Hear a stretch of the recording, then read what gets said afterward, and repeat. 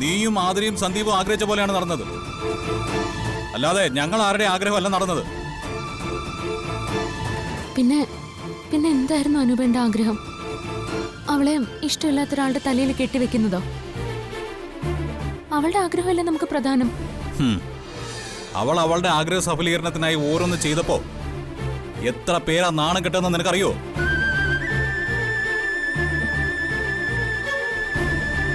പണത്തിന്റെ കുറവ് ഇവിടെ ഉണ്ടായിരുന്നുള്ളൂ.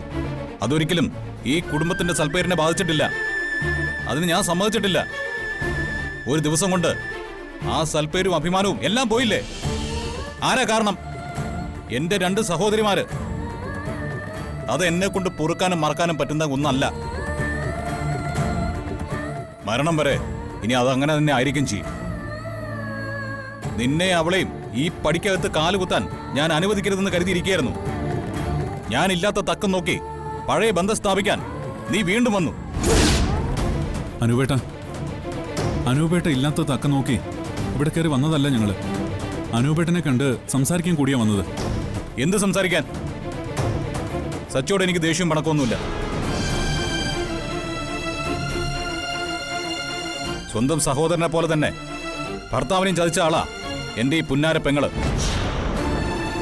അതുകൊണ്ട് ഇവളുടെ വക്കാലത്ത് സച്ചി എന്നോട് പറയരുത്. ഇനി കൂടുതൽ സംസാരമൊന്നുമില്ല. ഇപ്പോ ഈ നിമിഷം അർച്ചന ഇവിടെ നിന്ന് ഇറങ്ങിപ്പോണം.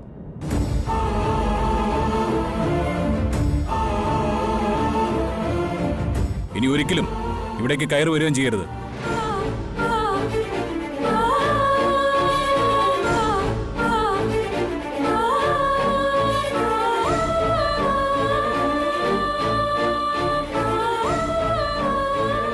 അനൂപേ, നീ എന്തൊക്കെയാടേ പറയുന്നത്? പിണക്കമെല്ലാം മറന്ന് ഇവിടേക്ക് കയറി വന്നവരല്ലേ അവര്? അവരെ നീ ഇറക്കി വിടാൻ പോവാണോ? നീ എന്തൊക്കെ പറഞ്ഞാലും സച്ചിയോ അച്ചുവോ ഇവിടെ വരും, ഞങ്ങളെ കാണും. അത് അമ്മ തീരുമാനിച്ചാൽ മതിയോ? പിന്നെ ആര് തീരുമാനിക്കണം? നീയോ? എനിക്കും കമലയ്ക്കും ഞങ്ങളുടെ മക്കളെ കാണാനും സംസാരിക്കാനും നിന്റെ അനുവാദം വേണം. അർച്ചനയും ആതിരയും നിന്റെ സഹോദരിമാര്. അവരെ പ്രസവിച്ചത് ദാ ഈ നിൽക്കുന്ന നിന്റെ അമ്മയും. നിന്നെ പോലെ തന്നെ ഞങ്ങളുടെ മക്കൾ തന്നെ ആവരും.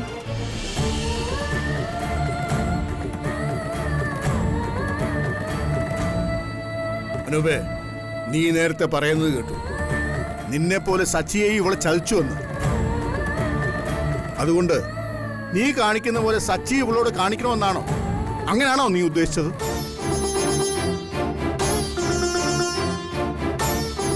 സ്വന്തം രക്തമായ കൂടപ്പിറപ്പിനെ മനസ്സിലാക്കുന്നതിനേക്കാൾ ഭർത്താവിനെ മനസ്സിലാക്കാൻ പറ്റുന്നത് ഇവളുടെ ഭാഗ്യമാണ്.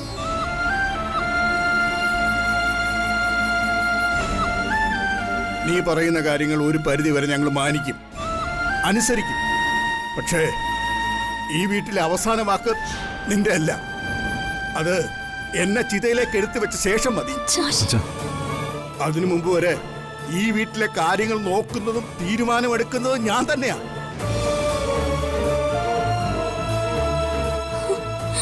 എന്റെ മക്കൾ അവർക്ക് തോന്നുമ്പോഴൊക്കെ ഇവിടെ വരും. നിനക്കിഷ്ടമില്ലെങ്കിൽ ആ സമയത്ത് നീ എങ്ങോട്ടെങ്കിലും ഇറങ്ങിപ്പോ.